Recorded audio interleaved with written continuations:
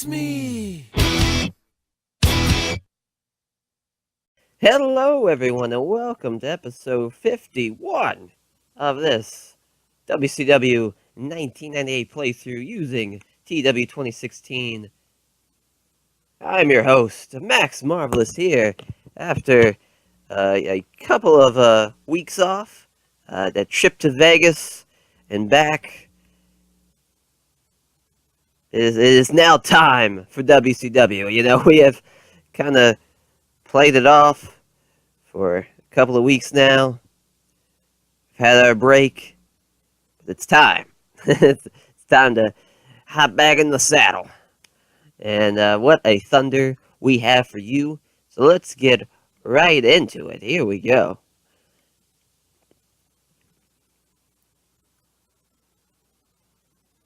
As we start for the pre-show. Of course. Mike Awesome had a 61 in-ring performance. Holy shit. Oh my god. Mike Awesome might have to be called up onto the main roster after that. But the team of Mike Awesome and Super Dragon, they actually defeated America's Most Wanted. Actually wanted the actual team to win. But oh well. Good for Mike Awesome and Super Dragon. I got a 47. Wow, this match did pretty good. I guess it was all Fit Finley. But Finley defeats Homicide 7 minutes and 30 seconds with a Tombstone Pile Driver. 64. Good shit there. And Kidman defeats Blitzkrieg in 6 minutes and 49 seconds with the Shooting Star Press.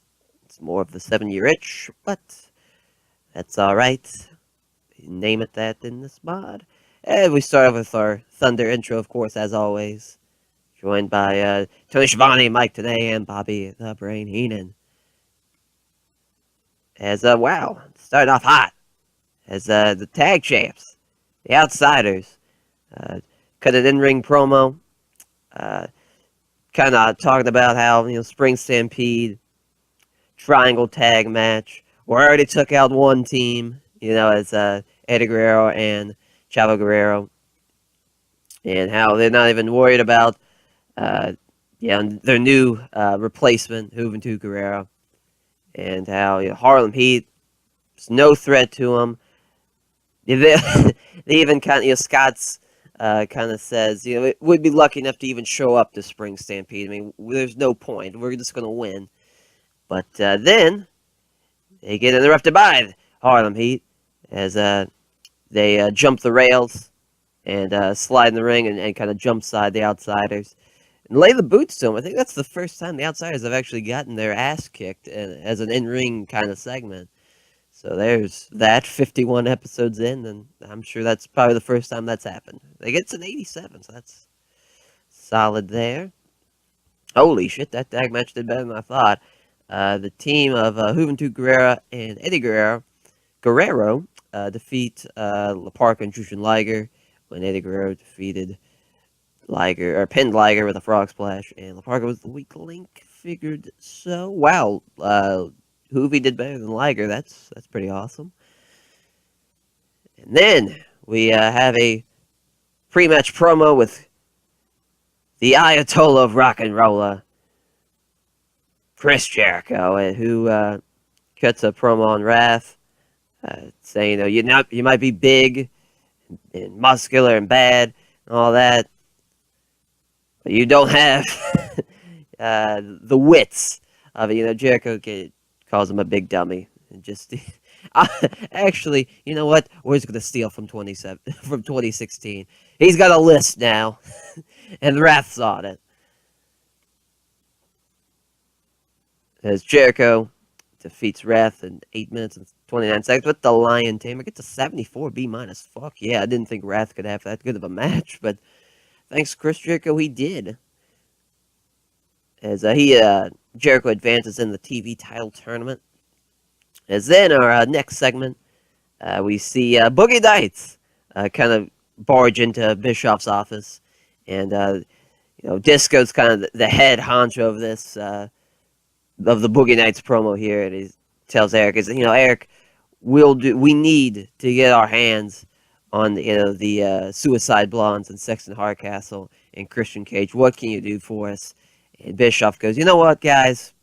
I really like you. You have potential. How about tonight, 3-on-2 handicap match? You three taking on the Suicide Blondes. So they rejoice with a dance, of course. Second up 59. But then we have a commercial for Spring Stampede. See guys like Hogan, Bret Hart, Goldberg, Sting. There's that. Get hyped. Spring Stampede, 2 weeks away. And then we see Dean Malenko, our Cruiserweight champion, defeat Humongous Watt. Humongous. And 6 minutes and 43 seconds with a Texas Cloverleaf. Good shit there. I wanted to have Malenko get a nice win over a heavyweight.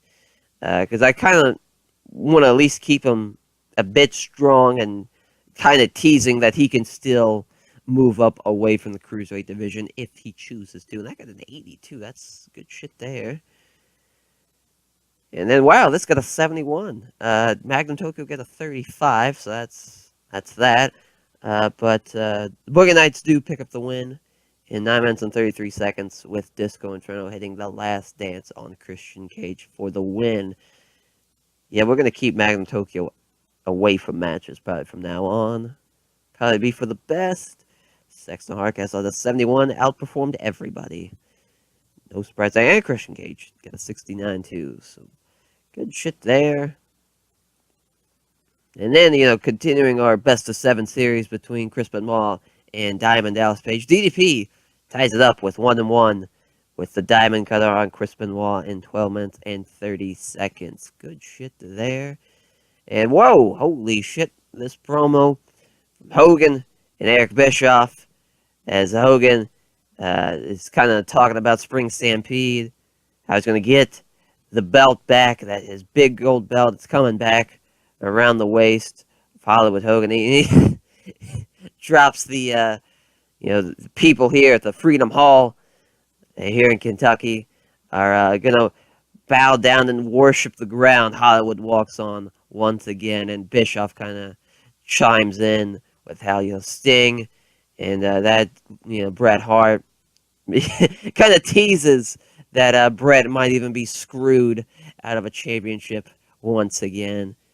But then they cut to up at the rafters, and Sting, ominously there, just kind of looking about for a big main event between Hollywood Hogan and Lex Luger, as Hollywood Hogan picks up the win, of course. He's not taking the J.O.B. on a Thunder, brother. He is picking up a win thanks to the Axe Bomber, the Axe Bomber, in 8 minutes and 21 seconds, with the distraction, of course, with Eric Bischoff and Horse Hogan. Lex Luger is the worst. 69 in the main event. Jesus Christ. Freaking Christian Cage and Sexton Hardcastle. Christian Cage had a same in-ring performance, and Sexton Hardcastle had a better in-ring performance, and they got signed like a month ago. Unbelievable, Lex Luger. You're the worst. But Sting comes down from the rafters and has an ominous stare down, aims the bat at Hogan. And we cut to black for this Thunder. That was a pretty solid Thunder. We had a lot of A ratings, a lot of B ratings. Yeah, Magnum Tokyo was used too much. That's all right. Really, the other thing that really shit the bed was the main event. Stick at a 78, but that's fine, though. That's usually what happens in WCW in 1998. But good thing DDP and Chris Benoit did well, got an 80. Of course, the Hogan and Bischoff promo and the Outsiders promo did well. So, yeah, good shit. Good shit. Good to see that I still got it. Thought maybe that time off might have hindered the skills, but we could still get a nice solid rating for Thunder. Hopefully you all enjoyed the series being back, and we'll see you next time for Saturday night on TBS, the greatest show on earth.